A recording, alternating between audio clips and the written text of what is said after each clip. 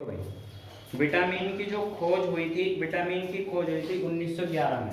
Vitamin की खोज कब हुई थी? 1911 में। और किसने करी थी? फंक के द्वारा। विटामिन की खोज 1911 में फंक के द्वारा हुई थी।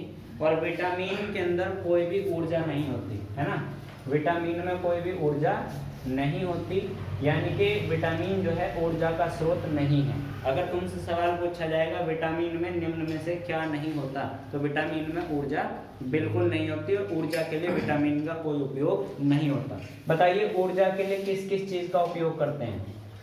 प्रोटीन। ऊर्जा के लिए प्रोटीन का उपयोग करते हैं, ऊर्जा के लिए वसा का उपयोग करते हैं, और ऊर्जा के लिए कार्बोहाइड्रेट्स का उपयोग करते हैं। किसका उपयोग करते हैं?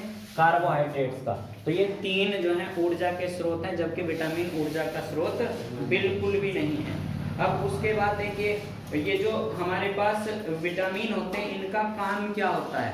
विटामिन हमारे शरीर की जो उपापचय क्रिया होती हैं, जो उपापचय क्रिया हैं, उन उपापचय क्रियाओं में सहयोग करता है ना। ये क्या करता है? उपापचय क्रियाओं में सहयोग करता है।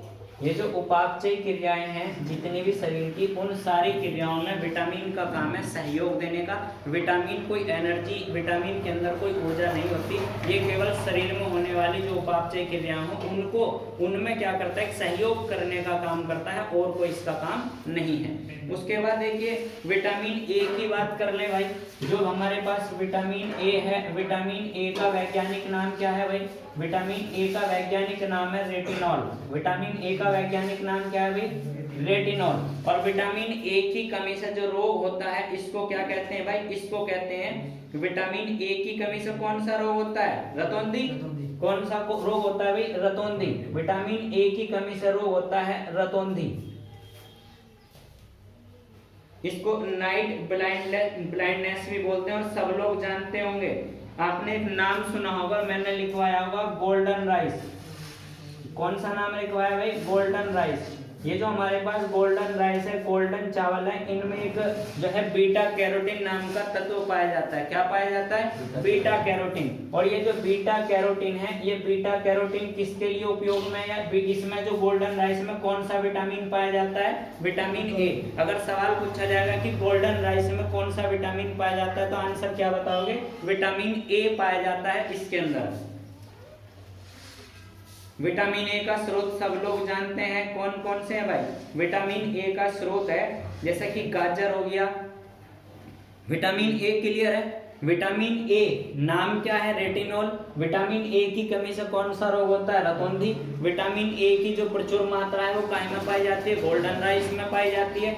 एक सवाल यहाँ और बनता है, देखिए हमारे पास सवाल ये पूछा जाता है कि कौन कौन से विटामिन वसा में घुल सकते हैं और कौन कौन से विटामिन पानी में घुल सकते हैं। ध्यान रखेंगे, कौन कौन से विटामिन जो है वसा में घुल सकते हैं, कौन कौन से विटामिन जो है पानी में घुल सकते हैं। जो वसा में विटामिन घुल सकते हैं उनको लिपिड, यानी कि वसा को क्या बोलते हैं भाई? लिपिड भी बोलते हैं। कई बार लिपिड के नाम से कंफ्यूज मत हो जाइए, सवाल में आएगा कि कौन सा विटामिन लिपिड में घुलनशील है और कौन सा विटामिन लिपिड में घुलनशील नहीं है। एक नाम ध्यान रखेंगे, बस इतनी सी ट्रिक ध्यान रखेंगे कि जो कीड़ा है, कीड़ा वसा में घुलता है, बस इतना ध्यान रख लो। कौन सा भैया? कीड़ा जो है वो वसा में घुलता है, ये जो है ट्रिक हम ध्यान रख लेंगे। और कीड़े का मतलब क्या हो गया? KEDA। ये जो कीड़ा है KEDA, कीड़ा बन गया। और ये जो कीड़ा है किस में घुलेगा? वसा में। इसके अलावा जो भी विटामिन बचे वो काहे में घुलेंगे? जल में घुल जाएंगे। कौन कौन से बचे? B बचा, और कौन सा बचा? C बचा, और तो कोई सा नहीं बचा। D हो गया, E हो गया, K हो गया। तो इसका मतलब जो है B और C पानी में घुलनशील है, और बाकी जो KEDA है वो कहाँ पे घुलनशील है? वो वसा में या लिपिड में घुलनशील है। यहाँ से एक सवाल बहुत ज्यादा मात्रा में पूछा जाता है, कई बार परीक्षाओं में आता भी है। उसके बाद हमारे पास है विटामिन बी। देखिए विटामिन जो बी हमारे पास है, विटामिन बी पूरा का पूरा एक समूह है ना। विटामिन बी जो है वो पूरा का पूरा एक समूह है। और विटामिन बी एक पूरा का पूरा 12-15 जो विटामिन है, B12 तक, ये जो है क्या है? B1, B2, B3, B4 इस तरीके से करते हुए पूरी की पूरी श्रृंखला है। इसमें सारे विटामिन हम नहीं लिखेंगे, केवल जो इंपोर्टेंट है वो लिखेंगे। पहला तो आप लिखे विटामिन B1। कौन सा लिखेंगे? Vitamin B1। इसका नाम जो है, रासायनिक नाम वो लिखेंगे थायमीन। विटामिन B1 का रासायनिक नाम आप लिखेंगे थायमीन। और इसकी कमी से रोग होता है बेरी बेरी। कौन सा रोग होता है भाई? Beriberi. देखिए जो चावल का पॉलिश होता है, ये चावल के पॉलिश में भरपूर मात्रा में पाया जाता है, सब लोग जानते होंगे इसको, है ना। जो चावल का पॉलिश है, कई बार गांव में देखा होगा लोग चावल का जो पॉलिश है उसको मना कर देते हैं कि भाई इसको नहीं उतारना है ना। तो चावल के पॉलिश में जो कौन सी विटामिन पाई जाती है? विटामिन B1, जिसका नाम क्या है? थायमीन इसका नाम है। और जो नाम सुना होगा एक तुमने, कौन सा? B9। और B9 को कहते हैं फॉलिक एसिड। कौन सा भाई? B9 को कहते हैं फॉलिक एसिड। इसका जो रासायनिक नाम है वो क्या है भाई? Folic acid. और इसकी कमी से जो रोग होता है वो होता है कौन सा भाई? एनीमिया। कौन सा रोग होता है? एनीमिया। एनीमिया को कितने लोग जानते हैं? एनीमिया क्या है? जब रक्त के अंदर आयरन की कमी हो जाती है ना, उस समय क्या होता है भाई? उस समय एनीमिया। ये अधिकतर जो एनीमिया है, जो गर्भवती महिलाएं होती हैं, ये उनमें ज्यादा देखने को मिलती है ना। कई बार देखा होगा सरकार अलग अलग तरीके के प्रोग्राम चलाती है ना। आयरन की गोलियां जो इस तरीके से बंटवाती है ना, वो किस लिए बंटवाती है? वो इसीलिए बंटवाती है, एनीमिया के लिए। उसके बाद डायरेक्ट आप विटामिन B12 लिखेंगे, साइनोकोबालामिन। विटामिन B12, और B12 का नाम है साइनोकोबालामिन। साइनोकोबालामिन। और इसकी कमी से भी आप एनीमिया रोगी लिखेंगे।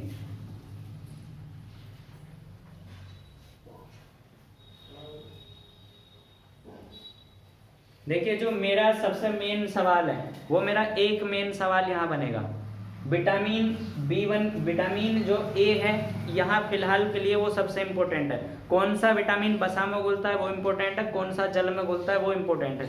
एक सवाल ये इम्पोर्टेंट है, ये जो विटामिन B12 है ना, इसमें एक धातु पाई जाती है कोबाल्ट। कौन सी धातु पाई जाती है? कोबाल्ट। तो सवाल तुमसे पूछा जाएगा कि ऐसा कौन सा विटामिन है जिसके अंदर कोबाल्ट धातु पाई जाती है? तो आंसर क्या होगा? Vitamin B12। तो विटामिन B12 के अंदर कौन सी धातु पाई जाती है भाई? कोबाल्ट इसके अंदर पाई जाती है। फिर हम विटामिन C को देखते हैं। विटामिन C एस्कॉर्बिक अम्ल। विटामिन C, और विटामिन C का जो नाम है वो क्या है भाई? विटामिन C का नाम है एस्कॉर्बिक अम्ल। एस्कॉर्बिक अम्ल सब लोग जानते हैं। विटामिन C की कमी से कौन सा रोग होता है? स्कर्वी। मसूड़े में सूजन आ जाती है ना, स्कर्वी। विटामिन C एस्कॉर्बिक अम्ल इसका रासायनिक नाम है। और इसकी जो कमी से कौन सा रोग होता है भाई? स्कर्वी। और स्कर्वी रोग को नाविक रोग भी कहते हैं भाई। ये सवाल कई बार आया कि नाविक रोग कौन से रोग को कहते हैं? तो नाविक रोग जो है वो कौन से रोग को कहते हैं? स्कर्वी रोग को।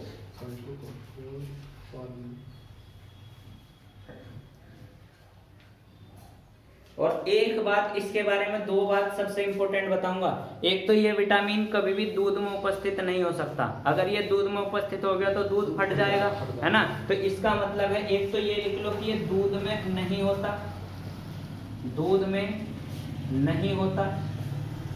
और दूसरा आप ये लिख लेंगे, ये शरीर में नहीं रुकता, यह शरीर में नहीं रुकता। इसका मतलब क्या है? इसका मतलब ये है कि आपको विटामिन C जो है दिन प्रतिदिन लेते रहना चाहिए। थोड़ी मात्रा में विटामिन C को जरूर लेना चाहिए, क्योंकि जितना विटामिन आप सुबह में ग्रहण करेंगे वो शाम में सब निकल जाएगा। तो ये ऐसा विटामिन है जो शरीर में रुकता नहीं है, ये बार बार इसको लेना पड़ता है, बार बार इसकी कमी को पूरा करना पड़ता है। ये शरीर में रुकने वाला विटामिन नहीं होता। बाकी विटामिन शरीर में रुक जाते हैं, लेकिन ये विटामिन शरीर में नहीं रुकता। इसीलिए विटामिन C को दिन प्रतिदिन लेते रहना चाहिए, क्योंकि ये विटामिन शरीर में रुकने योग्य नहीं होता।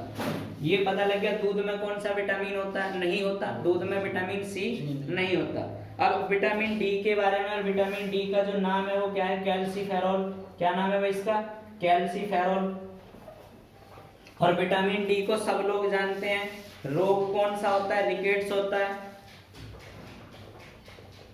रिकेट्स।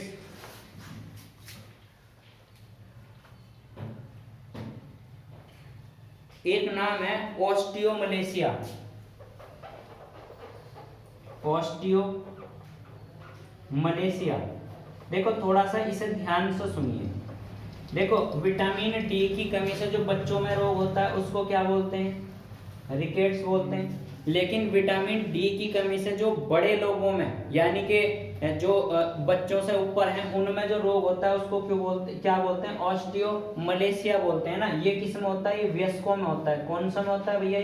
ये वयस्कों में होता है। तो वयस्कों में जो विटामिन डी की कमी से रोग होता है उसको क्या बोलते हैं? ऑस्टियोमलेशिया। ऑस्टियो का मतलब है कमजोर होना, है ना। ऑस्टियो का मतलब है हड्डी और मलेशिया का मतलब है कमजोर। तो हड्डियों का कमजोर होना, बात समझ में आ गई। ऑस्टियो का मतलब क्या है? हड्डी, और मलेशिया का मतलब क्या है? कमजोर होना। तो जो हड्डी कमजोर हो जाती है किसकी? वयस्कों की। तो वयस्कों के लिए विटामिन डी की कमी से कौन सा रोग होता है? ऑस्टियोमलेशिया। और बच्चों में कौन सा रोग होता है? रिकेट्स। दोनों सवाल इंपॉर्टेंट है, ये सवाल बहुत बार आया भाई। सब जानते हैं ये कहां से प्राप्त होता है भाई? सनलाइट से प्राप्त होता है, सूर्य से। उसके बाद विटामिन ई लिख लो, टेकोफेरॉल। विटामिन ई, और विटामिन ई को लिखिए टोकोफेरॉल।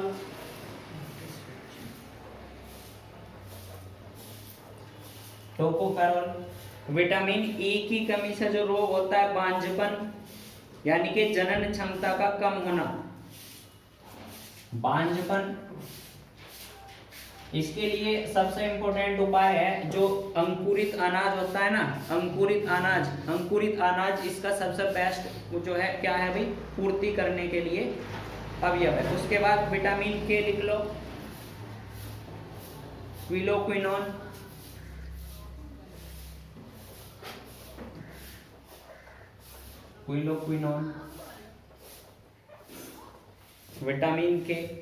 विटामिन के की कमी से रक्त का थक्का क्या होता है? नहीं जमता है। विटामिन के की कमी से क्या होता है भाई?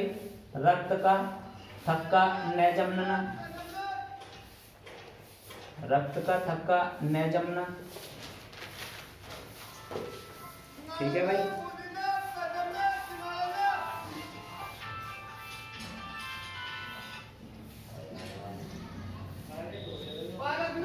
अब एक सवाल ये है कि आंत में कौन सा विटामिन पाया जाता है भाई? आंत में कौन सा विटामिन पाया जाता है? एक सवाल तो ये है जो सबसे बेस्ट सवाल है। दूसरा सवाल ये है कि कौन से विटामिन को हार्मोन्स कहते हैं? कौन सा ऐसा विटामिन है जिसको हार्मोन्स कहते हैं? और आंत में कौन सा विटामिन पाया जाता है? दो सवाल है, बताइए भाई। कौन सा ऐसा विटामिन है जो आंत में पाया जाता है? और दूसरा है कि कौन सा ऐसा विटामिन है जिसको जिसको क्या कहते हैं भाई? जिसको क्या कहते हैं? हार्मोन्स कहते हैं। ऐसा कौन सा विटामिन है जिसको हार्मोन्स कहते हैं? देखिए विटामिन डी को हार्मोन्स कहते हैं, और आंत में जो है वो के विटामिन पाया जाता है। आंत में कौन सा विटामिन पाया जाता है? के विटामिन।